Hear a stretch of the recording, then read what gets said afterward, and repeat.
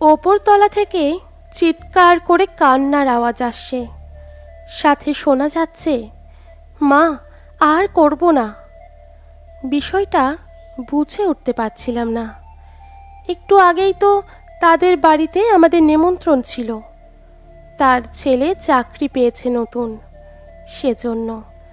কত অমায়িক পরিবার, কি রেখে কি খেতে দেবে, কিভাবে খাতির যত্ন করবে, সে নিয়ে তাদের কত হই হুল্লোড়। তাহলে এই অল্প সময়ের মধ্যে কি এমন হলো? যেহেতু সে আমার ভাড়াটিয়া, তাই সাহস করে যেতেও পারছি না। অনধিকার চর্চা হয়ে যায় কি না সে ভয়ে স্ত্রীকে ডেকে বললাম, কে কাঁদছে গো এভাবে, জানো কিছু? সে দীর্ঘ নিঃশ্বাস ফেলে বলল, আর কে, তুমি যেই মাসিমণির একটু আগে প্রশংসা করলে, কত ভালো মানুষ, সে তার ছেলের বউয়ের সাথে চেল্লাচ্ছে। আমি কিছুটা স্তব্ধ হয়ে বললাম, কেন, ওনাকে দেখে তো এমন লাগলো না। আমার স্ত্রী বলল, থাক, তোমার সাথে তর্কে যাব না, মহিলা মানুষের বিষয় তুমিও বুঝবে না। এই বলে সে চলে গেল। আমি টিভি দেখতে লাগলাম। হঠাৎ মনে হলো ওপর তলায় ঠাস করে কিছু পড়ে ভাঙল, আর তারপর আরও জোরে চিৎকার। আর নিতে পারছিলাম না। বাড়িওয়ালা হিসেবে এবার ওদের বাড়িতে যাওয়ার কথা ভাবলাম। চশমাটা চোখ থেকে খুলে হাঁটা দিলাম ওপর তলায়। কলিং বেল দিতেই সব চুপচাপ হয়ে গেল। 1-2 মিনিট পর অর্ধেক দরজা খুলে মুখ বের করলেন মাসিমণি। হাসি মুখে এগিয়ে বললেন, কি হয়েছে বাবা? আমি বললাম, একটু আগে কান্নার আওয়াজ পেলাম, তারপর মনে হলো কি যেন ভেঙে গিয়েছে। কি হয়েছে, কোনো সমস্যা? মাসিমণি বললেন, আরে না বাবা, বৌমা কাজ করতে গিয়ে হাত লেগে টেবিলের কাঁচটা ভেঙে গেছে। নিজে থেকেই ভয়ে কান্না করছে, ভয় পেয়েছে আমি যদি কিছু বলি, সেজন্য। আমার কাছে কেন যেন তেমন কিছু মনে হলো না।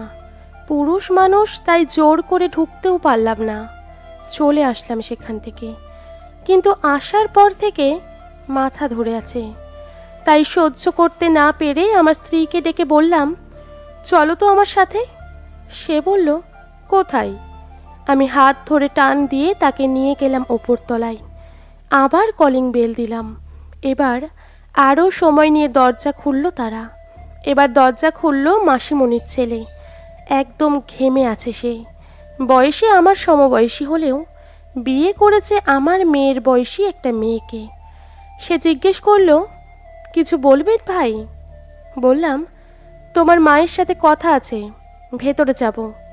সে বলল, মা তো পুজো করছে, পুজো শেষে বলছি যেন আপনার সাথে দেখা করে আসে। আমি খানিকটা ধাক্কা দিয়ে বললাম, এখনই দেখা করব। এই বলে ঘরে ঢুকে আমার মাথা ঘুরে গেল। ফ্লোরে রক্তের ছোপ ছোপ দাগ। সামনের ঘরের টি টেবিলের গ্লাস ভেঙে নিচে পড়ে আছে। ঘরের ভেতরটা নিশ্চুপ। আমাদের বাধা দেওয়ার পরও ভেতরে গিয়ে পুরুষ মানুষ হয়েও চোখে জল চলে আসলো। ময়না, মানে মাসিমণির ছেলের বউ, মেঝেতে পড়ে আছে, নাক মুখ দিয়ে রক্তে ভেসে যাচ্ছে। আমার স্ত্রী দৌড়ে গিয়ে তাকে ধরল। মাসিমণি আরেক রুম থেকে দৌড়ে এসে বলল, আরে একটু আগে বাথরুমে পড়ে ব্যথা পেয়েছে, আমি এখন ডাক্তারের কাছে নিতাম। আমি বললাম, বাথরুমে পড়ে গিয়েছে তো মুখে গামছা বাঁধা কেন? ওরা একটু নড়ে উঠল। মাসিমণির স্বামী আমাকে এসে বলল, বাবা বসো, সব খুলে বলছি।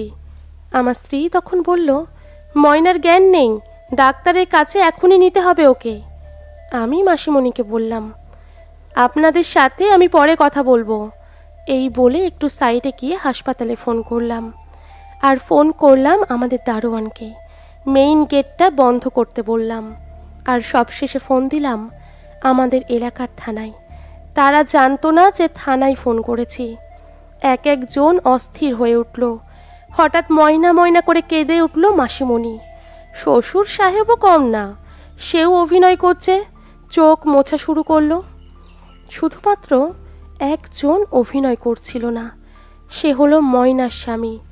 সে যেন ফোঁস ফোঁস করে উঠছিল রাগে, আর বারবার বলছিল, আমাদের ব্যক্তিগত ব্যাপারে আপনি নাক গলাচ্ছেন কেন? আমি কোনো উত্তর দিলাম না, শুধু দেখে যাচ্ছিলাম সবাইকে।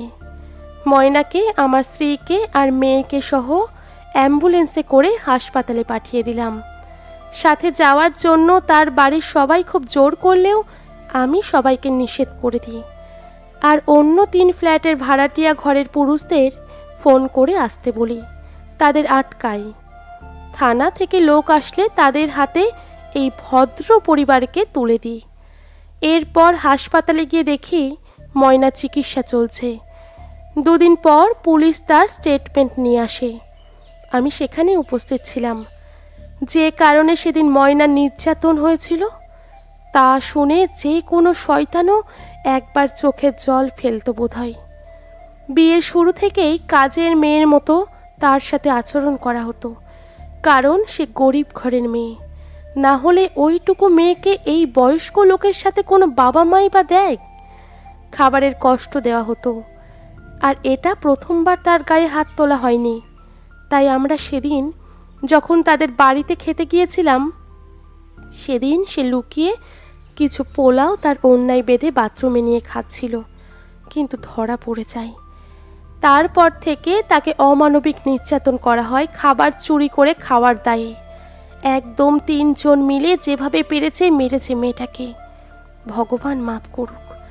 কত খাবার প্লেটে ফেলে উঠে যাই আমরা প্রায়, আর সেই খাবারের জন্য কেউ মার খেলো? কেন খেলো?